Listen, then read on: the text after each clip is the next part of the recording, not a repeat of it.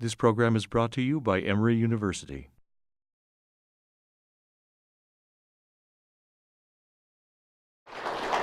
Thank you, Stuart.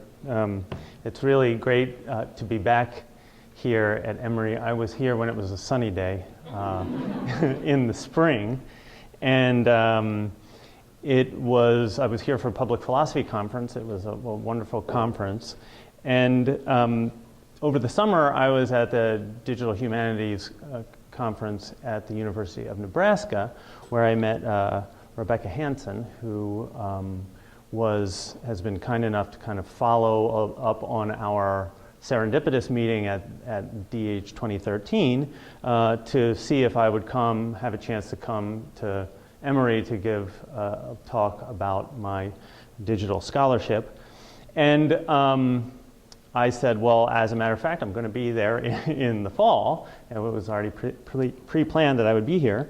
And so I'm grateful to her for following up, and I'm grateful for Stuart for really organizing this talk today, and grateful to the Emory Center for Digital Scholarship for hosting this part of my visit. One of the great things about digital humanities and about, I think, social media is the serendipity that comes from being public and from sharing and from meeting one another. So this visit is, in fact, part of that. So my recent scholarship in the digital humanities and in philosophy has been animated by the idea of performative consistency. So perhaps you're familiar with the idea of a performative contradiction. That is a speech act that in being articulated contradicts itself. So for example, if I say, I cannot speak, obviously that's a contradiction by virtue of its very articulation. Similarly, if I said, I'm dead, that too is showing that is not true, that statement.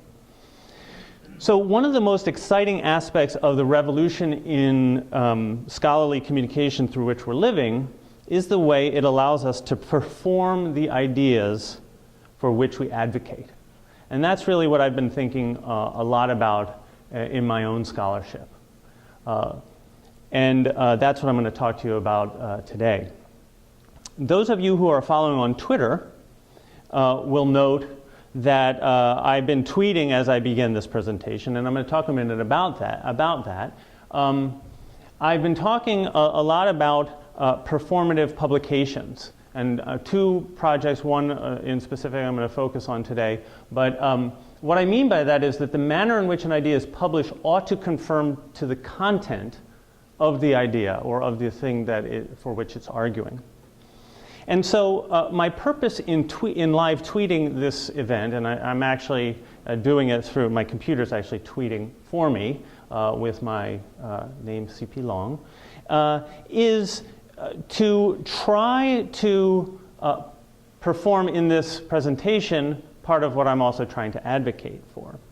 Part of what my enhanced digital book argues, one of the ideas around which it's organized, is the idea that Plato wrote in the way that he wrote in order to activate readers in an engagement with the text and an engagement with one another. So the ways in which he does that as part of the argument of this book, and the ways in which he writes to on multiple levels, both the action of the dialogue, but then also what we know as readers and should know as readers versus what sort of is happening in the text, is all part of the way that strategies that Plato uses to do this with readers. And I'm arguing in the book that I'm arguing for what I call a politics of reading, in which new possibilities of human community emerge through the collaborative reading of dialogues. This happens actually all the time in intro to philosophy classes when you read the Platonic dialogues. But I want to argue that Plato had a very real intention of writing in a way that made his readers become actively engaged with the work and with the ideas that he was talking about. So from the beginning of the project that I'm talking about here, I sought to use new technologies to engage others, but it's a difficult task because it places enormous burden on the part of readers and on the part, in this case, of an audience. So in this presentation, I am inviting you to become active participants by tweeting along with me at the hashtag ECDS, and doing it in hopefully ways that will enrich our conversation. Obviously, I can't respond directly right here. I will curate the tweets after the talk, and I will respond to questions or to comments or to thoughts as we move through. So I invite you to do that. The title of the book is Socratic and Platonic Political Philosophy, Practicing Politics of Reading. And it is currently it is in production at the Cambridge University Press, and I'm very excited to work with them on this. They have been very supportive about the idea of this project, which I'll go into some detail about in a moment. But we're doing something together that's relatively new, and so there's a lot of things that are needing to be worked out, and we're in the process of working them out. So this is really a work in progress that I'm going to talk about, and hopefully in a few months you'll see some of the results of this. But I want to talk about a second performative publication that I'm working on that Stuart mentioned, and that is the Public Philosophy Journal, which has the link here. We have a Mellon grant in, and hopefully they're going to be deciding in the next few weeks about our grant proposal. But the idea of this Public Philosophy Journal is to create an open access, open peer review journal designed to read the web every day for posts, for op-eds, for other things in which the issues of public concerns are interfacing with philosophical ideas and concepts and philosophers, and also people trained in philosophy but who are not philosophers, to read the web for those things, and we'll be developing a daily feed, a weekly feed, a monthly feed that will then be curated slowly into a curated group of links that will invite some people to kind of co-author and collaborate on some of these articles to work them up into more scholarly journal articles, and then we'll do an open peer review process. It's a very exciting project. We'll have the review of reviewers, and there's all sorts of things that go into this. But I mention it here because it is an example of the attempt to perform public philosophy as a mode of publishing about public philosophy. And it is in the same spirit of this book project, this notion of performative publication. So let's turn to the enhanced digital book, Practicing the Politics of Reading. So this project began, as I think all humanities scholarship must, with a question. And the question itself emerged in dialogue with students as I taught Plato's dialogue on undergraduate and graduate level. We were trying to understand the political nature of the philosophical life that Socrates was shown by Plato to embody. Socrates himself points in the direction of the question of politics in the Gorgias when he says here, I think that with few Athenians, so as not to say the only one, I attempt the political art truly, and I alone of those now living do political things. So what does it mean for Socrates to do political things when he refuses to take public office or participate in the traditional modes of public debate in the assembly? So what Socrates means by practicing politics is very different than what Athenians understood by politics.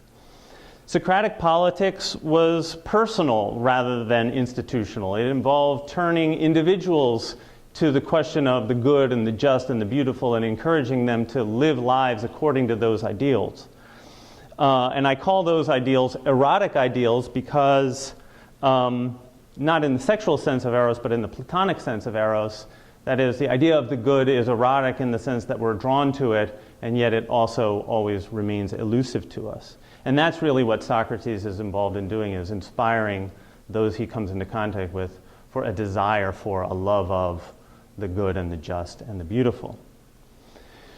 So Socrates did that in dialogue with those he encountered in and around Athens. And as I began to think further about this as a research project, it occurred to me that I should pursue a path of scholarly research that performs some of the elements of the phenomenon I was investigating, namely Socratic politics. And as a result, the Digital Dialogue podcast was born. It was in 2009, and I was a teaching and learning with technology summer faculty fellow at Penn State. And the project I proposed and undertook was to see if I could pursue rigorous philosophical research in public using digital media technologies. So sort of playing with ideas much earlier than I would normally in a traditional mode of humanities scholarship, which would involve usually a long period of time cloistered in a library, reading texts alone and trying to figure them out. I wanted to open that up. I wanted to investigate and test new ideas in public, but without the rigidity of the written word. And so we talked about blogging as an option, but the written word struck me as too rigid, as too easily citable to allow for the free play of new ideas. And Socrates' own decision not to write seemed relevant here, and because it enabled him to introduce new and challenging ideas to those he encountered. So I wanted to try something like that in a digital space. So we created the Digital Dialogue, a podcast dedicated to cultivating the excellences of dialogue in a digital age. And rather than pushing my own work to the public, I decided to invite colleagues to the podcast to talk about their work. And in the process, I've, of course, found ways to integrate my own research into the discussion. And what I found in doing this was that I was able to affirm and publicize the work of my colleagues, which was always very much appreciated by them. I myself learned how to listen more effectively, because when you have a microphone on and you are sort of hosting a show of some kind, it's a different rhythm of listening and of communicating. My own scholarship was enriched by being exposed to new ideas, because there's nothing like having to talk with your colleagues about their work in a public space, even though this public space was just the microphone being turned on, knowing that we were going to publish it online, to make you actually read their work. So there's that anxiety factor that really is important. So, and I will say that some of my best professional conversations have occurred in what now is a growing body of, I think, more than 63. I'm going to do one at the end of the week with my friend John Lysaker. I think it'll be the 64th episode of the Digital Dialogue. It has been a tremendous and enriching aspect of my research and of my work. And of course, not one episode counts for promotion or tenure or anything like that. However, I will argue that the book is far richer because of the work that we've done on the Digital Dialogue. So of course, the Digital Dialogue has a Facebook page. And I'm very proud of my 295 now, I'm sorry. Let's see if I can go back there. My 295 now, actually I think it's over 300 likes on Facebook. So, shameless promotion. If maybe a few of you will go like it, then I'll be able to get maybe 315 or something. I just post the podcast there, and people are following along, and it's actually really quite fun. Many of the episodes I've recorded have amplified the work, as I said, of my colleagues, and they've also led to paper publications of my own. So this is actually a chapter in the book that was published, but it really emerged out of conversations that we had on the digital dialogue. Over the course of investigating the nature of Socratic politics with my students and in digital dialogue with my colleagues, though, it became increasingly clear that the questions that the things that Socrates says in the dialogues were not only doing things to and with those characters he encountered in the dialogues, but Platonic writing itself, the way he puts words to things, the characters he animated, the context in which they appear, all of that was designed to turn us as readers toward the same questions that animated Socrates' life. So it began to become clear to me that Platonic writing is itself a kind of political art, analogous to but different from the art of Socratic politics. Both Platonic politics and Socratic politics, both Platonic writing and Socratic speaking, cultivate a concern for what is just and beautiful and good. Both inspire a desire for these ideals as erotic principles, sought for but elusive, but capable also of transforming the way we live together and with one another.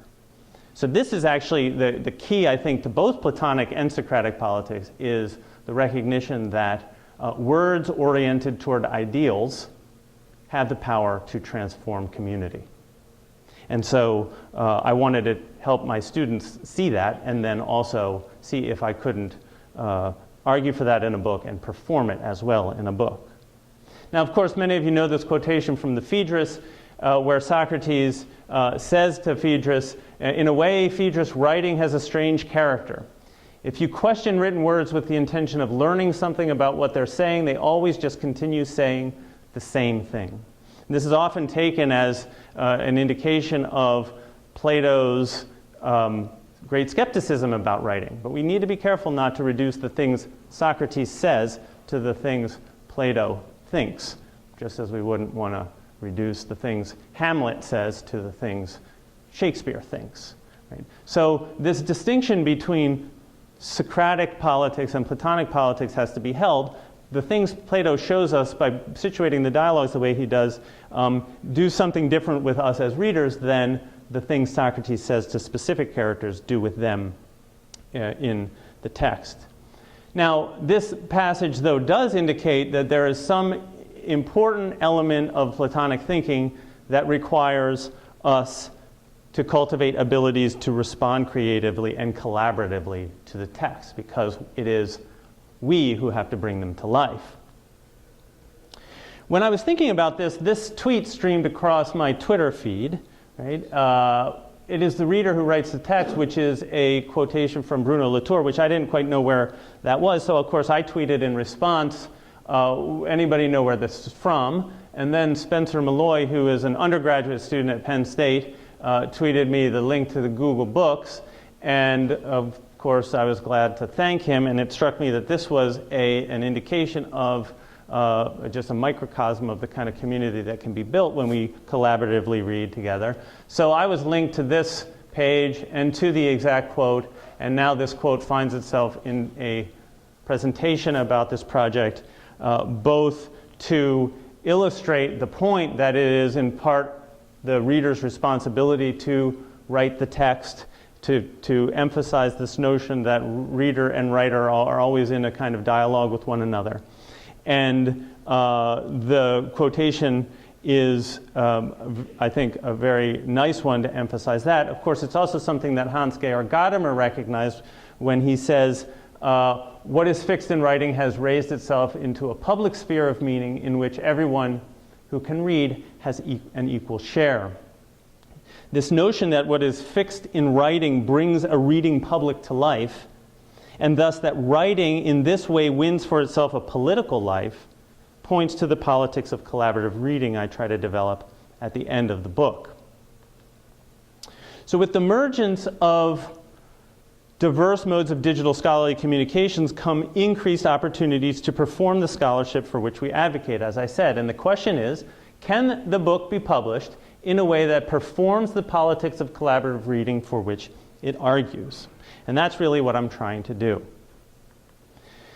An example of a performative publication in a similar vein is Stephen Duncombe's complete edition of Thomas More's Utopia. And I'll just quote from this blurb right here, which says, "The Open Utopia is a complete edition of Thomas More's Utopia that honors the primary precept of utopia itself, that all property is common property. But utopia is more than the story of a far-off land with no private property. It's a text that instructs us how to approach texts, be they literary or political, in an open manner, open to criticism, open to participation, and open to recreation." So this is a good example of what I want to call a performative publication. It's a text published in a way that is consistent with the position for which it's arguing. It is an open text of a text about open texts and about utopias. Form and content in this kind of an example are recognized as what they've always been, inextricably bound up with one another. So how could I do this with my book? Well, such a book would have to include something of the dynamic process by which it came into being. Thus, we plan in creating this book to embed podcasts into the enhanced digital book. There are about 13 episodes of the digital dialogue referenced in the final manuscript. And rather than simply pointing to the URLs for the podcasts, the hope is that a physical copy of the book will have QR codes or some other way of getting at these, so people can use their mobile devices to listen to the podcast directly. The digital books will have the podcast embedded in the book itself, so the digital version will have the podcast right there. So these dialogues are totally open content. They're posted up there. Anybody can listen to them when they want. And of course, I think some of the people on the marketing side are actually interested in this as a way of maybe putting it on some of a link to it on the jacket cover. People could go and listen to it and see if they're interested, and maybe might even purchase the book that way. But still, listening to a podcast is relatively passive. I want to really try and cultivate more active engagement with readers, and we need to therefore make possible shared activities. So the question is, can a book be published that cultivates such an ongoing dialogue?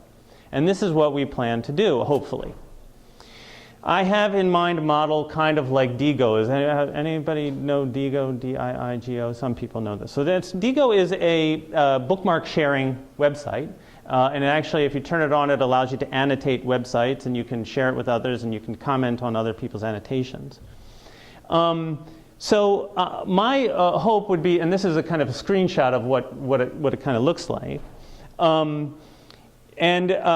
hope is that we could mark up the text of the digital book, and we see this is kind of the sticky note that kind of comes out. And I created this as somebody had written a review of my book on Aristotle, so I created this and started writing commentary, responses, and then another colleague of mine started responding to me in the notes right there on the public web, and so that's there. And I thought, well, this is kind of what I want. This is what I would like. I would like to have people be able to annotate my book and engage with me about those annotations, should they choose to make those annotations public. So the idea would be to enable readers of the text to highlight things and make annotations public. Those of you who've read Kindle books know that this is possible when you get those annoying, 500 people have highlighted this part of the text. But this would be something you could toggle on and off. But it would be something that would be a way of sharing what emerges as important to the reading public. Much of the technology for this is already in place, and it's just a matter of bringing it together in a compelling way, and that's what we're working on. Now, Cambridge is actually actively working with me to implement this, and we're in the process. This is a mock-up of what we were talking about. So here is a mock-up. This is actually the text of the book, which might have this kind of sticky note model like Diigo. But now we're also want to integrate social media, so Facebook, blogging, Twitter, so that people will be able to easily cut and paste certain passages into those social media streams and engage in a conversation that way.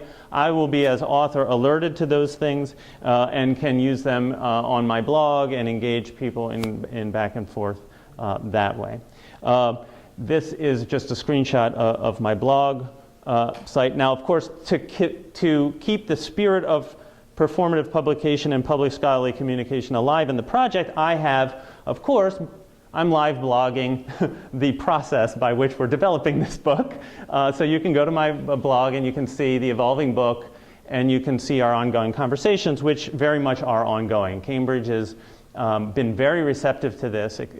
I've been really heartened by their receptivity, but they are a 500-year-old publishing company, and so there's a lot of sort of moving parts that have to be brought along as we do this. So I've been continually advocating, and they've been wonderful. One of the things we thought we would do is use an example of something like Comment Press. This is a screenshot from Comment Press, which allows you to have comments attached to paragraphs of text and sentences and pages at specific points, so that we could see what you can see, how many, these are like numbers that show how many people have highlighted it in that way, and that sort of thing. We can see what elements of the text people are interested in that we might want to talk further about. The idea is to enable public annotations that would feed my blog and offer me an opportunity to respond.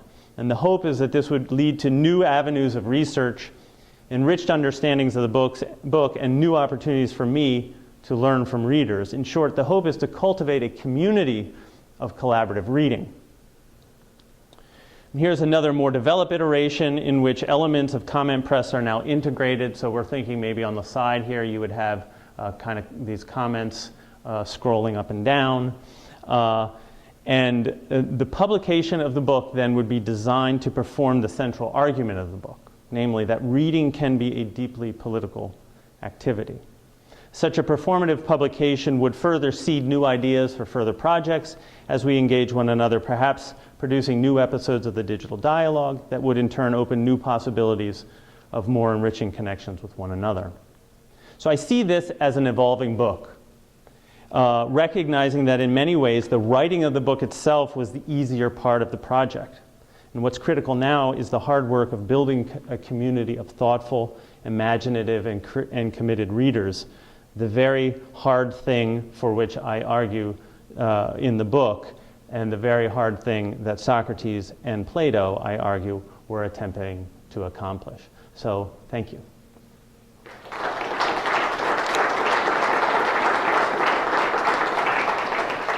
I'm looking forward to plenty of time for conversation.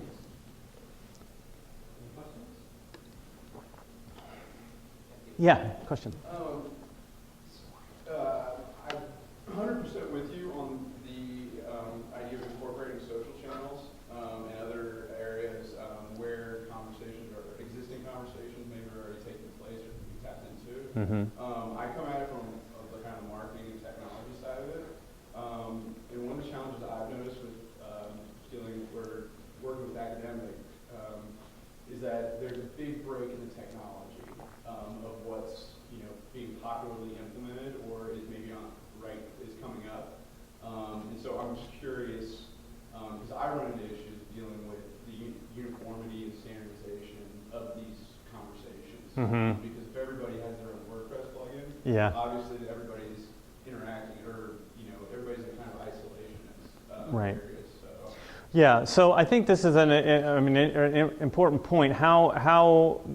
Where will the community coalesce?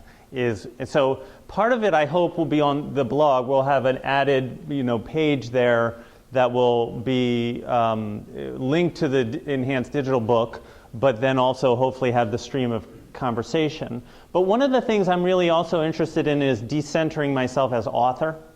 And so I'm hoping that people will create, let's say, their own WordPress blogs that are collaborative reading groups about this book.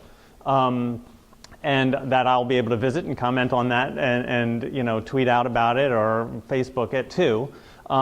We've seen somebody much more famous than me, much more well-known, somebody like Bruno Latour has a new electronic book out that, and you're seeing all of these WordPress reading group blogs pop up all over the place, and they're trying to aggregate them and curate them. If something like that happened, I would be honored and try to figure out a way to have a hub of information. But yeah, this is something that's going to be a real challenge for us to think about in regard to also the press. So how does my personal website interface with the press and its need to monetize certain aspects of the book and all of that? So all of these things are really in play and something we're actively working out. But it's we have the model of journals. Many of the online journals that Cambridge produces are all online. But the ability to let certain aspects of the text go public, right? Even big, relatively large chunks, if you're going to tumble, a passage from it or tweet it or whatever, or put it on Facebook, now parts of that book are out there now, and those are public spaces. And I want that myself as author, but we have monetizing too to think about. Yeah. How would you define in the age of digital scholarship of humanities public? Because to me, you keep on talking about public space. Yeah. And you also make an analogy between Aristotle and Platonic in Athens about 2,500 years ago. Yeah. And in today's world. And to me, there has to be qualitative, not just quantitative,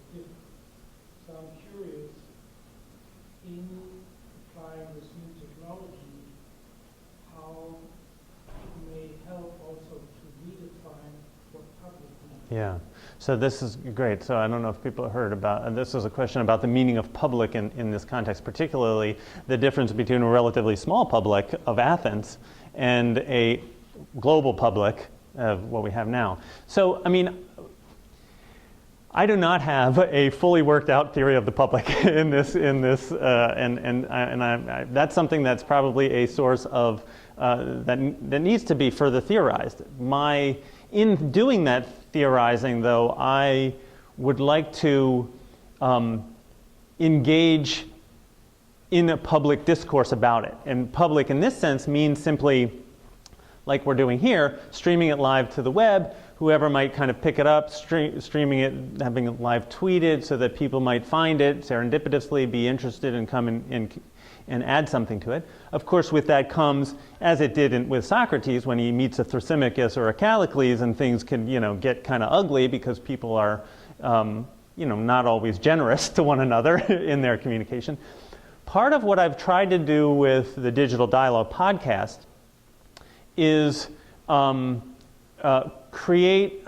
tried to learn myself habits of good public dialogue, and tried to perform them and model them as I learn them, so that the community that hopefully grows up around here, around my work, is a community of sort of generosity and respect, even if there is disagreement.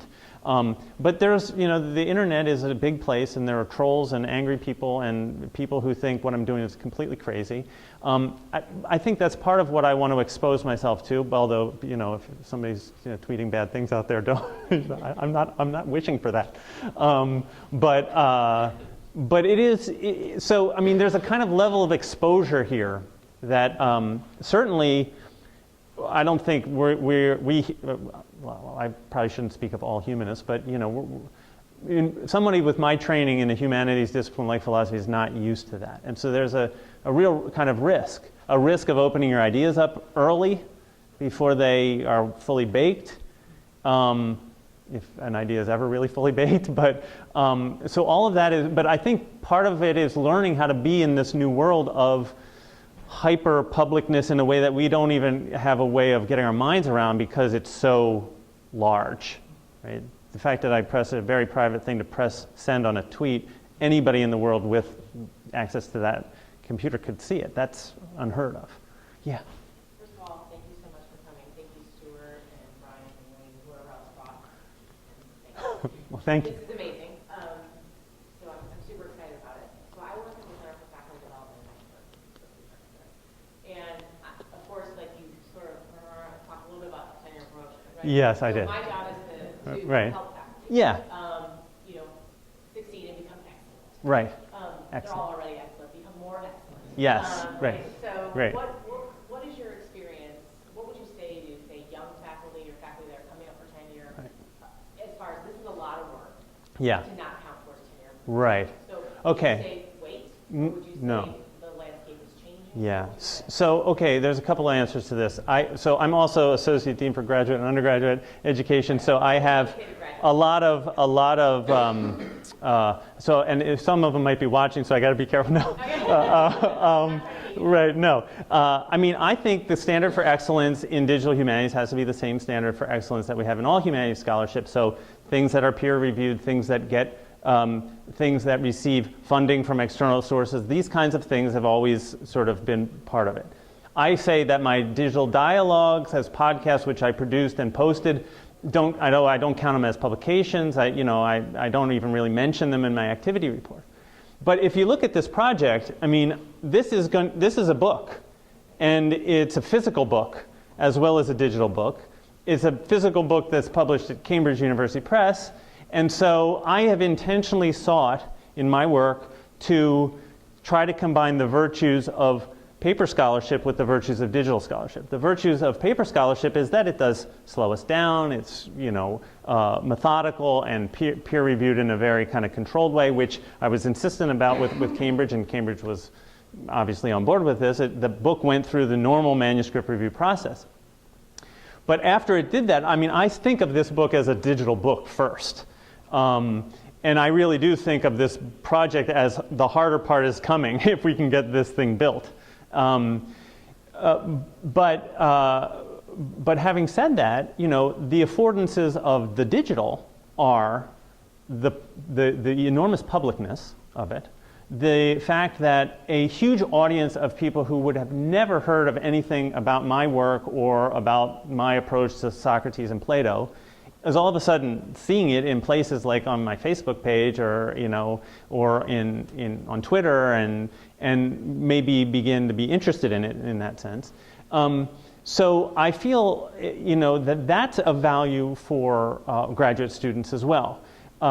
Just as you would want students to go to conferences and have a good, present a good face at conferences and network, I think we need to help our students, our graduate students and our faculty, figure out how to create a digital online presence that shows them in the light that they want to be shown when they are Googled, because they will be Googled. Right, that's not, you know? Right, and that's the first thing we do when we want to bring someone to campus. Is at Google. Yeah. Right, and you want control over what comes up when you're Googled. And so there's certain things you can do. Create a blog, have a Google Plus account that's linked, the authorship of your blog is linked to the Google Plus account, and now it's sort of verified that you're the author of that. Make sure what you have on there is, you know, quality stuff. It doesn't have to be polished, published stuff.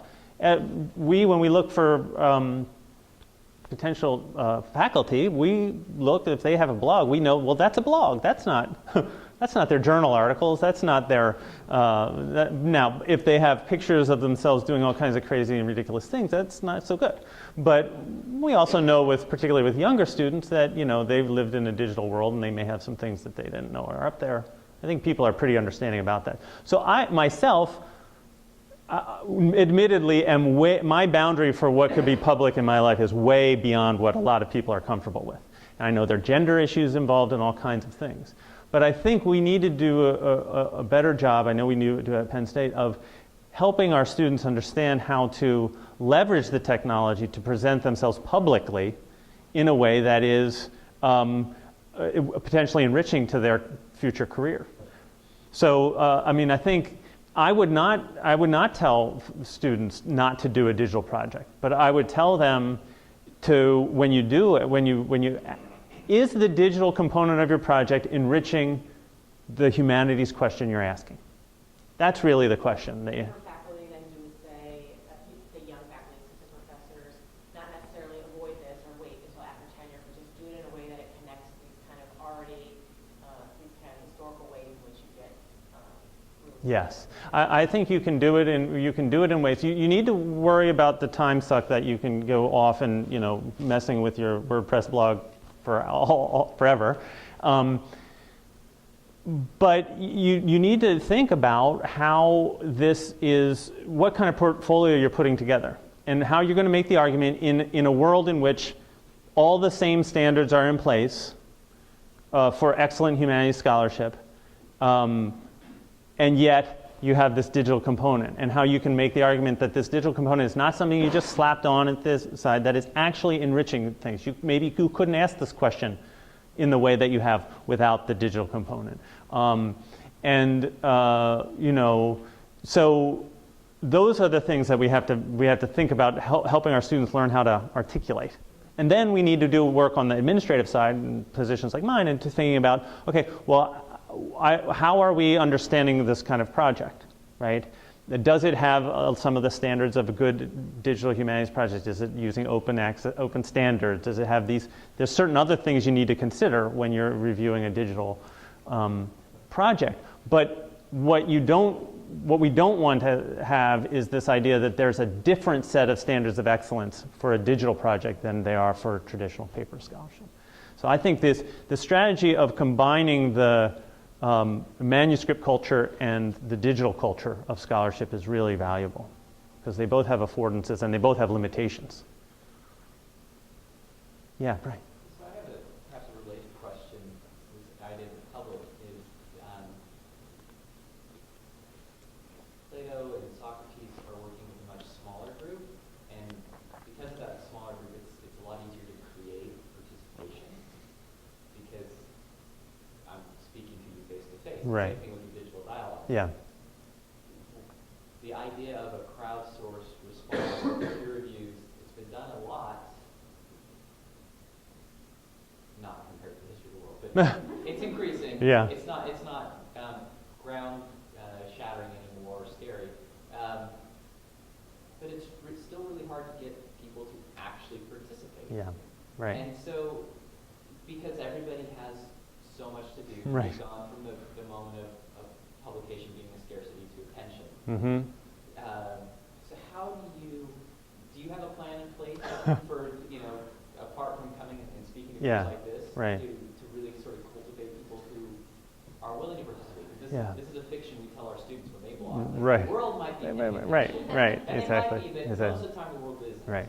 So there are a couple of things I want to say about that. I'm actually really much more worried about this whole question of community building with regard to the Public Philosophy Journal than I am with my enhanced digital book. My enhanced digital book, if it's just a book and some few people read it and a couple people comment on it, it's just like I publish a physical book and I'm not going to die. But the Public Philosophy Journal is predicated on the idea of a community of people who have bought into this idea that we're going to collectively review and come together as a community. And I would want to call it, following my the co-PI on my project, Mark Fisher at Penn State, he likes to talk about community sourcing rather than crowdsourcing, because crowdsourcing has this idea of just sort of the haphazard public, and community sourcing is a group of people who've some commitment to this endeavor of Public Philosophy Journal, and they are willing to engage in a way that's substantive. So I got to give Mark Fisher credit for that formulation. I think it's really nicely said. And so now, bringing it back to Plato and Socrates, however, I want to push that a little bit, because, okay, Socrates was speaking to individuals. But if you take a look at what Platonic writing has done, and the enormous public, intergenerational public it has reached, it is global, it is multi-generational, diverse languages.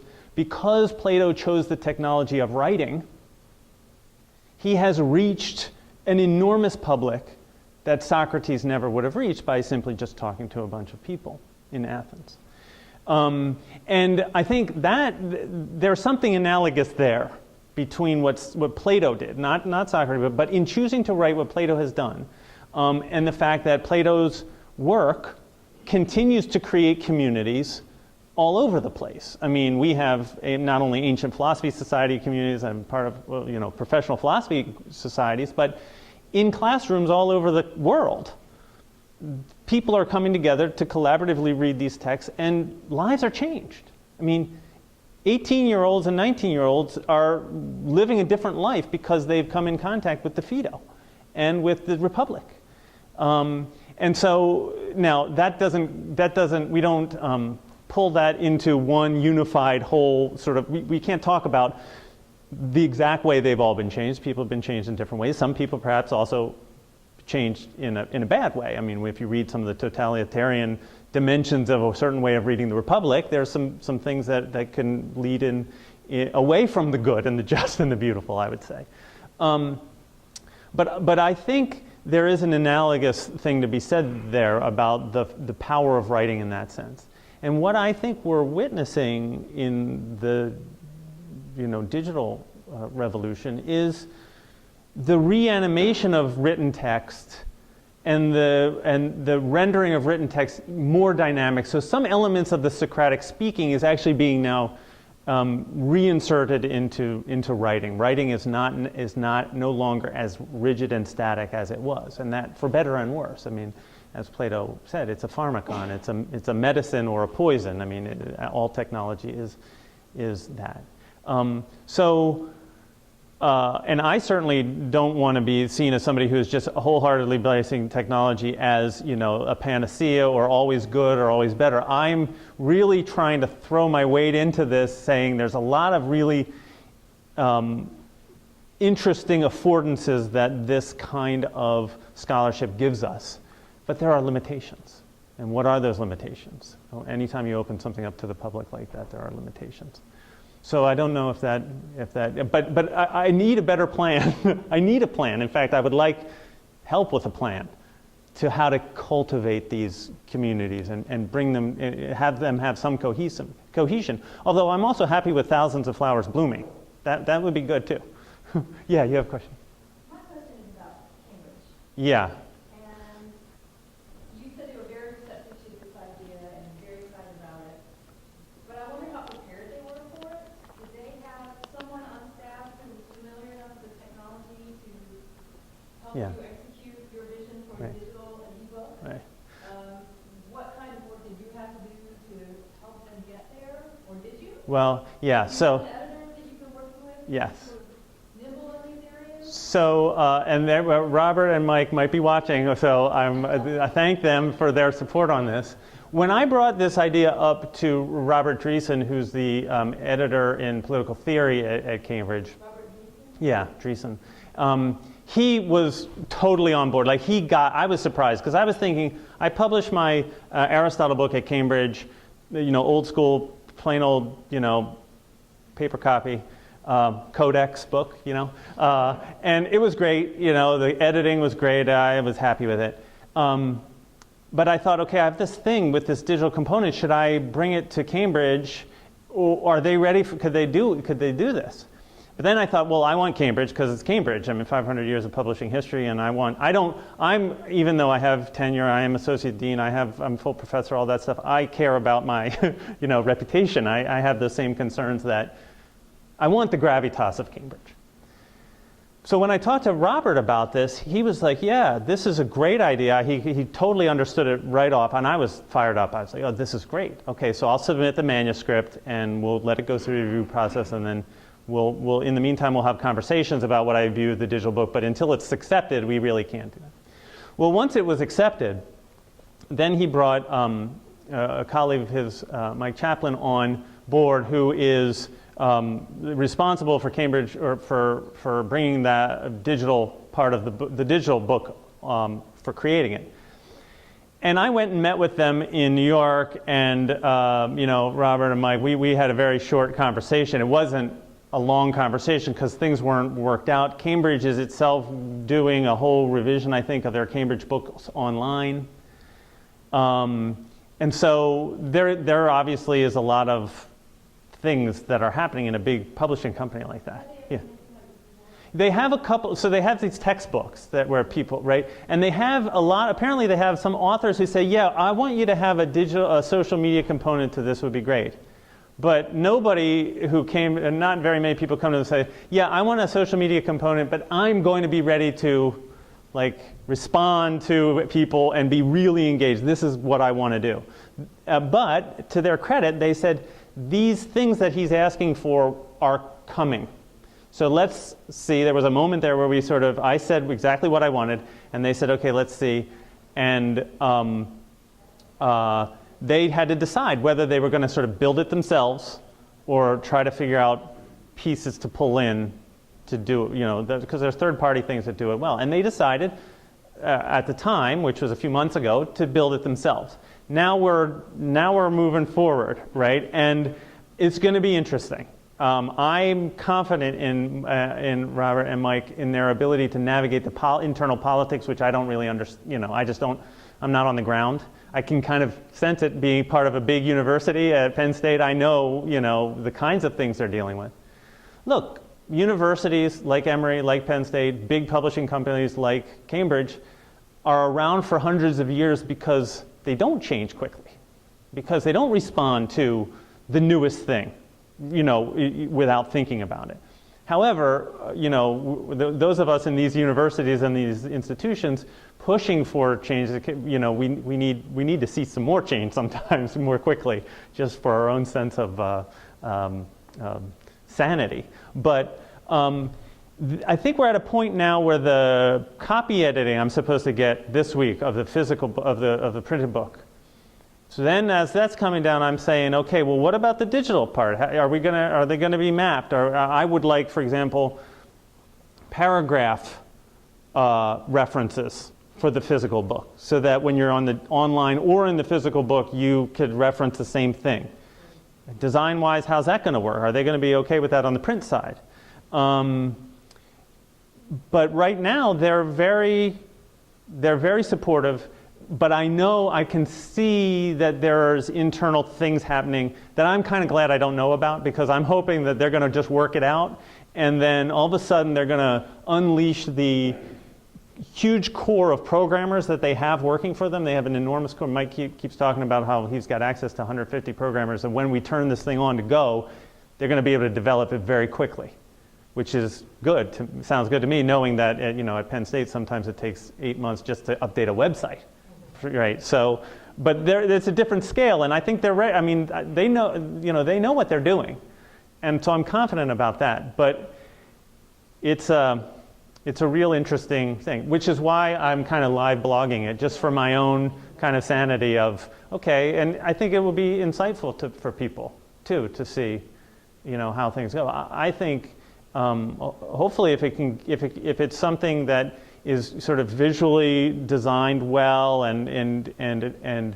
not too cluttered and has sort of a nice feel to it, that it will actually really do a lot for the sale of the book, for the reputation of Cambridge as being innovative in this way, and certainly as an author, it would be like a dream come true if it became something of note in the public. Yeah. Thank you. This is very challenging, and I appreciate the presentation. I have, I think, sort of a theoretical reflection on some of the earlier comments, and then a very simple practical question. Because I was thinking about your description of the process of writing a book, and you talk about the paper moment. I forget exactly the term that you used, and it seems to me in one way that you might actually be undercutting that by presenting a book in this form, right? In your earlier comment, I agree completely with your characterization of Plato's work, but I suppose one could argue, there was a long delay and there was a lot of reflection that went on in Plato's writing, and that's what led to that particular sort of creation, which is endured all this time. So that's one reflection. And then the practical side of it, I did mean to note, for example, that I can't follow you on Twitter. I mean, I don't have time to do that. I want to do that while I'm sitting in your talk, actually. Right. But where do you get the time? How are you going to do this just in terms of time? Yeah. Okay. Let me respond to the first part first, because that where am I going to get the time question is always the question, and whenever I present here is always that question. So the point about the time that writing takes, I think, is a really important one. This book took time to write, and it was a lot of the writing, happened just the way writing does, with me trying to hammer out how to say something.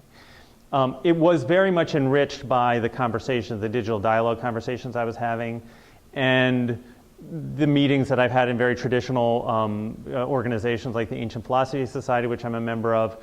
We have physical meetings.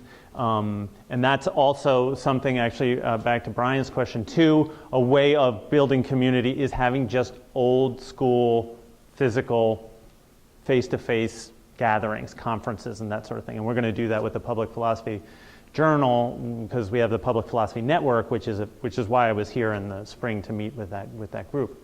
But so I think, so there is this slowness of writing, and then there is this kind of canonical printed text that's going to be there.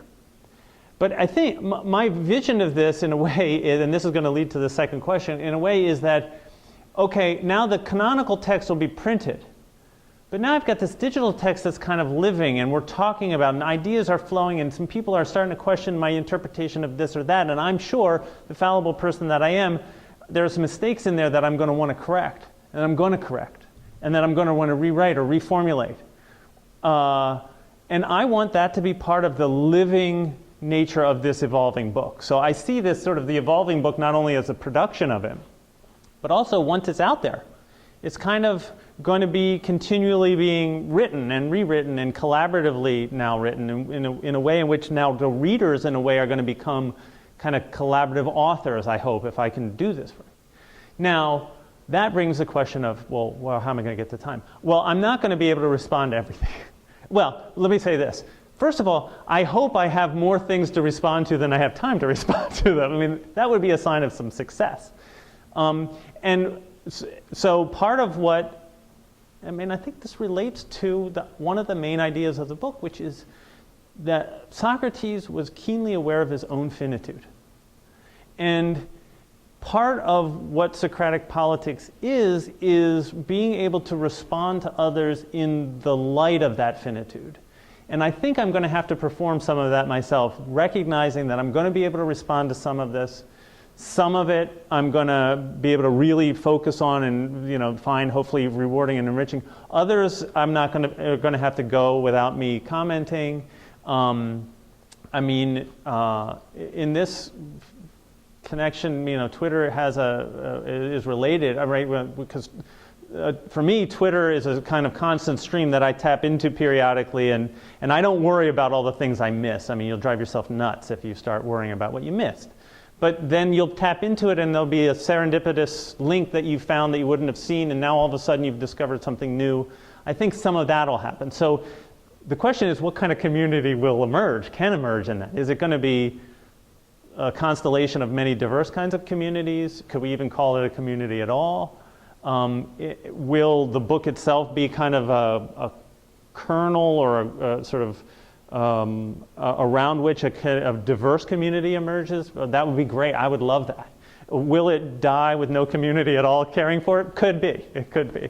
But so, yeah, go ahead, and then you have. A quick follow-up. Yeah. Just as you were talking, came to me, and you can use this if you want for the cover of Yeah. the scene in the symposium where Socrates wanders off on the porch before he goes in. He could be checking his iPhone over there. Yeah, that's right. He's checking. Well, I'm actually convinced that, I've said this before, that I don't think Socrates would have tweeted, but I think Plato would have, just because it involves writing. Yeah. One of the things that publishing with Cambridge gives is authenticity. There are a number of ways, particularly in the academy, that we kind of measure authenticity. Your institution, your title, gives you authenticity. Right. A journal article has some authenticity, peer review, et cetera. Yeah. And a blog post. Mm-hmm. One of the challenges, it seems to me, as we move into a public sphere with scholarship, which I think is a good thing. Yeah. Actually, I think Okay, right. But I do think it presents a challenge in that when you move into a community, we've lost some of the touchstones that we relied on around authenticity. Yeah. A lot of people can have opinions, Yep. but they may not be equal in their ability to really assess and judge the scholarship. Right. Because the community is much broader. Have you given some Yeah. thought to that? Yes, I've given a lot. So the question is about a question about authenticity and what gives, and I would even say credibility. What gives us credibility? And part of what gives us credibility is, in this case, Cambridge it's been peer reviewed. It has the imprimatur of Cambridge, the university I'm a part of, the title I have, all that. Those things give me credibility, I hope. I've been thinking a lot about this with regard to the Public Philosophy Journal specifically, because there we are planning on developing a system of credentialing in which you get certain kind of credit for being a certain kind of person. So if you've published in the area, it's going to probably be some kind of badging system where you get some credential. If you're a professor at a major university, you're going to get some. Because we also want to bring in people who are not in academia. So if you are in a public policy organization, or if you have, let's say, if you have a history of reflecting on your own activism that have been published in popular presses and things, maybe you get certain kind of credentialing there. So the hope for the Public Philosophy Journal is to create a way of credentialing the people participating in the journal in such a way that review committees for tenure can look at it and easily see exactly what they've done in terms of participating in the journal. Now, one other thing that I don't get a lot of credit for doing in tenure and promotion is reviewing articles for journals. We do that, and it takes time. And we do it because we have professional responsibilities, and we get very little credit at all. So the hope would be, as I ask people to do this on the digital side that will actually also be giving them kind of a credentialing system that will be meaningful to institutions, be they public policy institutions, somebody coming up for promotion or whatever, or academic institutions. And then we need the same kind of credentials that everybody understands. Have you published? Have you, what titles do you have?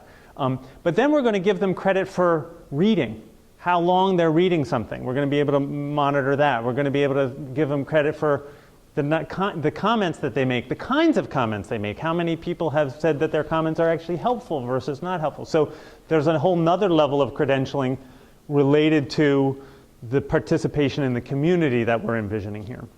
So that's going to be all part of this, trying to cultivate a community of participants in the Public Philosophy Journal. I'm not going to have the same kind of thing in this project, partly because I'm going to be making a judgment myself as to whether or not the person who's responding or annotating is worth my responding to worth. I mean, that sounds terrible, but I mean, whether this is a substantive comment or not. One of the things I really envision for this project is undergraduate teaching. So I'm hoping, because I deal with the Phaedrus, I deal with the Phaedo, I deal with the Gorgias, the Protagoras, a lot of these texts that are taught in intro classes at the undergraduate level or even advanced undergraduate classes. If a professor adopted the book and gave students access to the digital version, I could envision myself doing certain, organized things with the professor where I kind of digitally come to class and answer questions or respond specifically. Maybe if you adopt the book for a class, you get a walled off, discussion area in the digital book where I can participate in and they can have a kind of closed conversation because sometimes students don't want an open one. I can envision something, those sorts of things, wrote that into the proposal. So hopefully that kind of thing will be possible. Maybe a Google Hangout with them, where I could be in class. Again, where I'm going to get all the time, because I'm going to be teaching thousands of undergraduate sections. But no, I mean, it's a way for me also as an administrator to be engaged with undergraduate education, to be engaged with faculty in different places as well. And actually I did that this semester a couple weeks ago with a colleague of mine who is teaching a music history class or a music theory class at University of Colorado at Boulder, and he asked me he wanted to talk about the value of the liberal arts, and I said, well, let me write a blog post about my vision of that, and you could have them read it, and then we could discuss it using a thing called Piazza, which we did. And I was, it was a week long of just engaging with those students asynchronously, so I did it in between my meetings. That's the kind of thing that I will find enriching to my own, it's a way for me to continue to teach without having to teach, in that sense. The preceding program is copyrighted by Emory University.